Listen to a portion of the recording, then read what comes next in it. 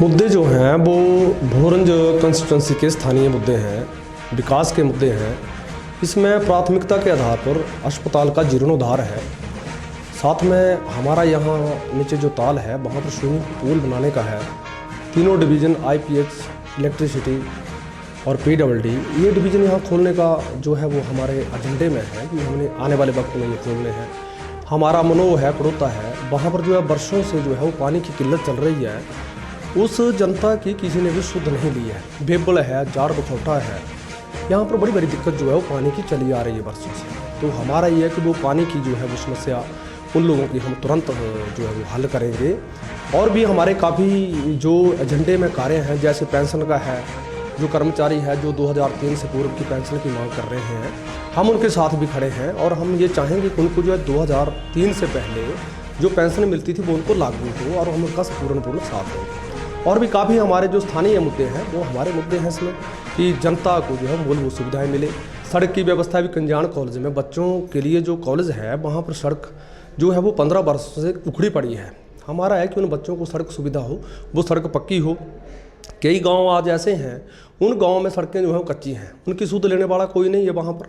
तो हम ये चाहते हैं कि हर गांव का विकास हो, सड़कें हों, क्योंकि सड़कें जो हैं वो लाइफलाइन हुआ करती हैं। तो हम ये चाहते हैं कि वो मूलभूत सुविधाएं, पानी की सुविधा प्राथमिकता के आधार पर, स्वास्थ्य की सुविधा व सड़कों की सुविधा, ये जो है हम जनता को हम देंगे। और भी हमारे काफ़ी जो है वो एजेंडे में हमारे मुद्दे हैं जिनको जो है हम जनता को समर्पित करने वाले हैं आने वाले वक्त में।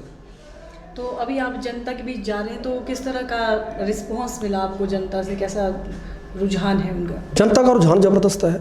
जनता जो है वो खड़ी है, हमारे साथ खड़ी है और क्षेत्र के विकास के लिए जनता खड़ी है।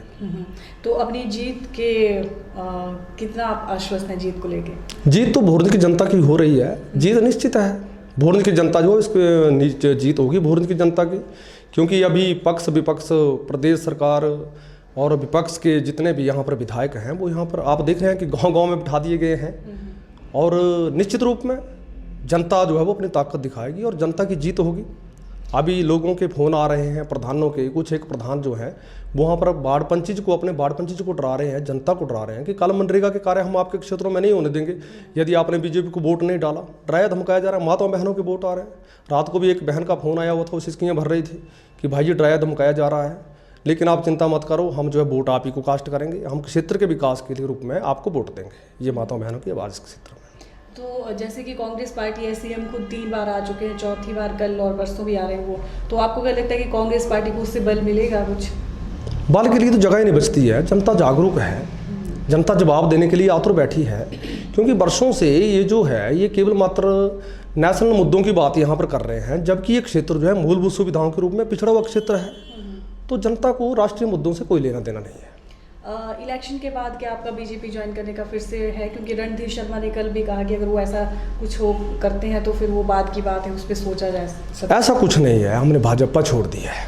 स्पष्ट जनता को हम बता देना चाहते हैं कि जनता ने जो विश्वास और भरोसा जताया है हम उसी के अनुरूप कार्य करेंगे। क्योंकि जनता में जब ये सौगार्ड शुरू में मेरे बारे में फैलाया गया, कभी बताया गया जी कि अनिल धीमान के कवरिंग कैंडिडेट होंगे, बाद में बातें चली कि जी ये पार्टी का कार्यकर्ता तक नहीं है, ये सारी बातें मेरे बारे में फैलाई गई। तो उस वक्त जनता ने हमें कहा कि पवन जी आप बताइए कि इसमें आपका स्टैंड क्या है। तो जनता ने मुझे कहा कि पवन जी, भोरंज की जनता जो है विकल्प तलाश रही है और विकल्प के रूप में जनता, भोरंज की 90,000 जनता की नज़रें जो है वो आपके ऊपर हैं। मैंने जनता को बताया था कि आप भरोसा रखिए, मैं आपके विश्वास के ऊपर खरा उतरूँगा और मैं आपके विश्वास का जो है गला नहीं घुरने दूँगा। तो मैं जनता के लिए समर्पित हूँ।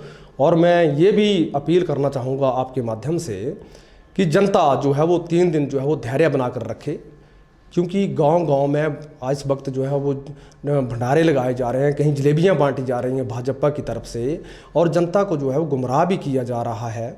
तो मेरा उन सबसे निवेदन है कि आपके आशीर्वाद से ये पवन कुमार खड़ा है, आपका वोट जो है वो फैसला करेगा। क्योंकि ये पुण्य वक्त है, इस पुण्य वक्त में आप अपने वोट की ताकत दिखाएं और आपको किसी से भी डरने की आवश्यकता नहीं है, किसी के बहकावे में आने की आवश्यकता नहीं है। क्योंकि यहाँ का शासन जो है वो 30 वर्ष एक परिवार के पास रहा है और जनता बेहतर जानती है। और जो डॉक्टर अनिल धीमान जिस वक्त चुनाव लड़ रहे हैं वो भोरंज हॉस्पिटल में 10 वर्षों तक एज ए BMO कार्य कर चुके हैं और ये अवस्था जो भी है हॉस्पिटल की वो आप सबके समक्ष है। इसमें ज़्यादा कुछ नहीं कहना चाहूँगा। जनता समझदार और जनता को इसके बारे में पता है।